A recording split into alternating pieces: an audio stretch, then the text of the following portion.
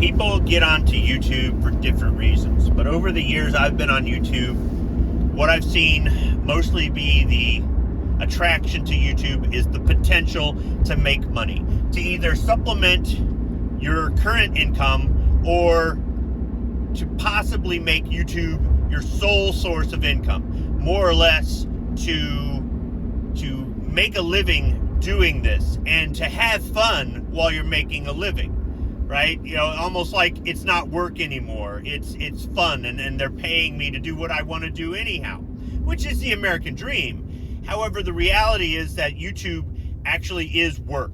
It's work, it's sacrifice, and it's a lot of dumb luck. It's having to deal with trolls. It's having to deal with YouTube's constantly changing vague terms of service that they don't even follow themselves. It's dealing with if you're trying to be compensated, or if you're just trying to get free stuff to make videos with to help you save the cost of making videos, dealing with these companies, dealing with vendors. You know, once you do start making money, it's the high taxes you're paying on the revenue that you earn, and waiting for them to send you, you know, your money, and, you know, probably having to get an accountant and all the other bullshit. You know, everything you do suddenly now becomes a business decision. Before it was kind of fun, but now you won't do anything unless there's money involved. I've seen that happen. I've seen people turn into that, where they literally, everything has a dollar amount attached to it, and they change. People just change. And being on YouTube can change. When you're doing it at first, you're kind of stumbling around and figuring out your way, and you're learning as you go. Maybe you make some friends, maybe you're having some fun. But if you get a taste of success, then maybe you're hooked, right?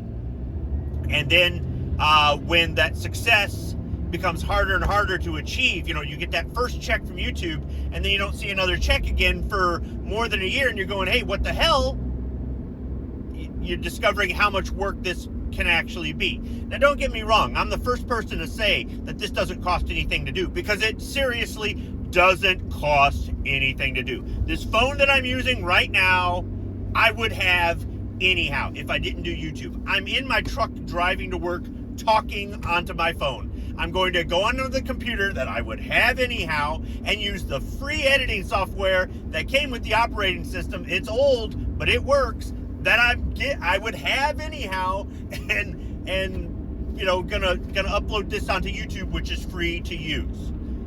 So where's the real expense? And you might go, well, it costs money to travel, and it costs money to buy guns to review, and it costs money to... It does, it can. Don't get me wrong. Some of the things that I do on YouTube cost money, but I try to make them into things that I was going to do anyhow. When I do an alcohol review, it's on some alcohol that I wanted to try anyhow, or it's on some alcohol that I've had before, like some wine I've had before, right? And I bought some more of it. I thought, you know what, I like this. Maybe I'll share that with the audience. How did that cost me anything? I took this road trip and shot videos for 3, 4, 5 different channels that I have, right? While I'm on the road trip. But I was going on the road trip to go hang out with my friends. So along the way, this is what I mean. I find ways to integrate YouTube into my everyday stuff, so it really doesn't cost me stuff. If anything, I buy things sooner than I would. Like, maybe I wanted to get this thing, but it's not a priority, but hey, I really want to make a video on it, so I'll buy it now.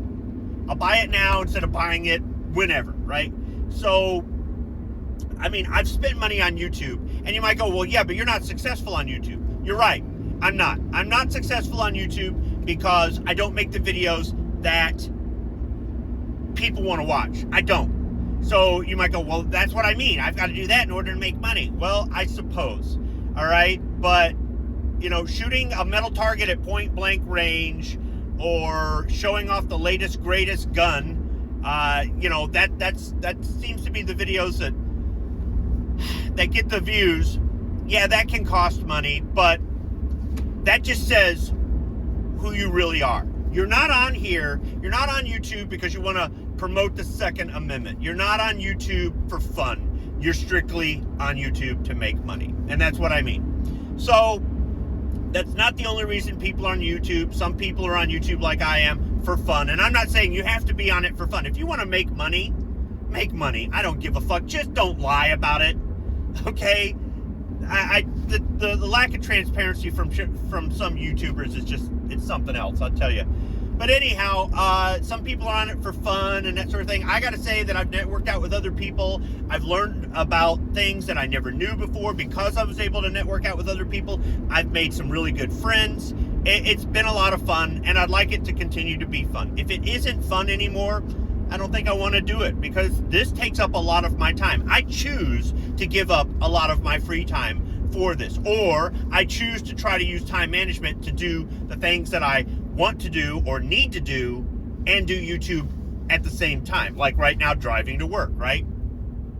But sometimes YouTube isn't fun. Sometimes YouTube is a lot of work. It takes up a lot of time. It can cost some money if you choose to let it. And there's also the drama. There's all the bullshit behind the scenes drama with other YouTubers, with trolls in the audience, things like that. Then there's also dealing with YouTube demonetizing a video or demonetizing a channel or giving you a warning or a strike or doing that to all of your friends who make the same kind of videos you do. And now all of a sudden you're thinking, is this such a good idea?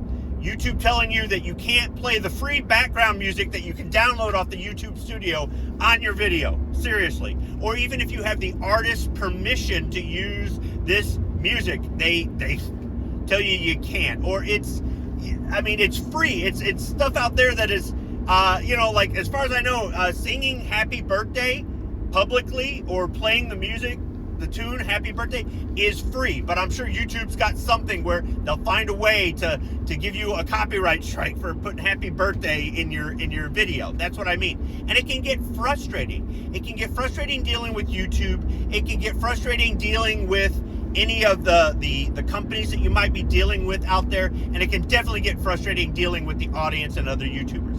And at a certain point, people throw their hands in the air and they go, fuck it, this isn't worth it anymore. I'm not making any money. I've only made a little bit of money. I haven't made a dime. This is costing me money. Why am I doing this? Or they're going, these people are assholes. Why am I friends with them? Or they're saying the audience are nothing but a bunch of jerks. They don't make videos, but yet they sure will take the time to, be real judgy of my videos without really taking the time to watch the video from end to end or to ask questions before or anything else like that, or that sort of thing. Or, you're making videos of stuff that interests you. They don't interest anybody other than you, bullshit like of your family and shit like that.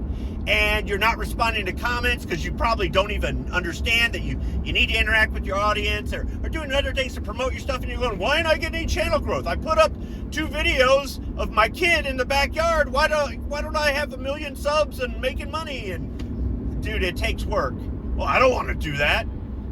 So because of things like this, because of what YouTube can be on the positive side and what it can turn out to be on the negative side, people will disappear from YouTube. Now, sometimes they just have a change of life, right? Something goes on. They move, they change careers, they've gone through a divorce, they're having a rough patch, whatever it is, and they go away for a while. They take a break, but then they come back. Maybe they change their channel name, or maybe they come back under the same old channel name. I can tell you this, guys, if you change your channel name or you change your channel name a lot, people aren't going to know who the fuck you are. They're not. And then you go, hey, I changed my channel name for the 16th time. Why didn't I get any subscribers? Because people are going, who the hell is this guy? And they're unsubscribing because they don't know. But regardless, people disappear and they come back. And then they'll say, yeah, I was in the hospital, or yeah, I went through a divorce, or, I changed careers and I was working my ass off, or whatever, And these are real life things, because real life comes first before this virtual bullshit. It does. There's ways to integrate it into your real life and make it work. It's not easy. It's a juggling act, but you can make it work. The same way some people can make money off of this and have fun both. They are probably the best examples for other YouTubers to learn off of. Instead of just being one way or the other, all fun and no money, or all money and no fun, there is a way to balance that, the way there is to balance your home life, your work life, and this virtual life. But it's not that easy, and for some people, it just isn't worth it. And I totally understand when real life comes first. And then you've got the people that just plain disappear, and they never come back. maybe they did suffer from an ailment. Now they're unable to perform in front of the camera, right? Or maybe they had something else happen. They went to prison, or they're in witness protection program. Who the fuck knows what goes on in people's real lives? Not everybody shares their real life with the audience, or they only share parts of it. And there are some YouTubers who are my friends that I know personal things about them that I do not share on air. I don't. I have enough respect for them especially when they explain to me that they don't want people knowing about this. And it's nothing bad. It's nothing bad, but it's personal. And personal is personal.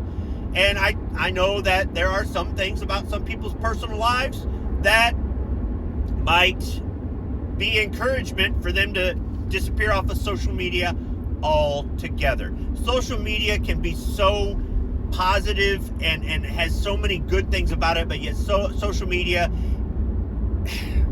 it's got a dirty underside. It just does. It really does. And whatever somebody's reason is, whether it's something as shallow as I'm not making any money, to hey, I've got to protect my family. Whatever their reason, I don't care. But from time to time, people just go away, and we never know why. They change their number, they block everybody on their email or delete their email, they get rid of their channel, or they just stop posting videos, or whatever it is, they just disappear. Hell, on a rare occasion, somebody dies. We've had that happen in our community over the past few years. A handful of people have passed away. It does happen. But for the most part, when somebody goes, don't expect them to come back. And if they do, that's great. Especially if they've got all these stories about all the shit that they've gone through, while they've been gone for the past 2 years or whatever. Or maybe they make a rare appearance on a live show, or on a rare occasion do a video or a short. They keep their channel active and things like that, but they really just don't put the time into it anymore. Respect their wishes, respect their privacy, and just let it go. Just leave it be and let it go. Because wouldn't you want that?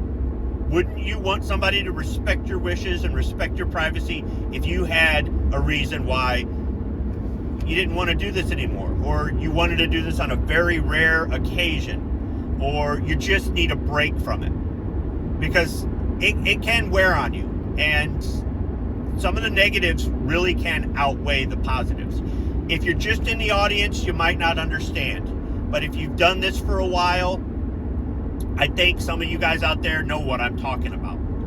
That doesn't mean that we don't care about the audience. It doesn't mean we don't care about our friends.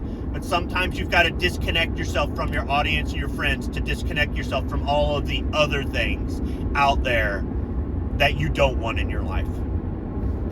I don't know any other way to say it. Thanks for listening.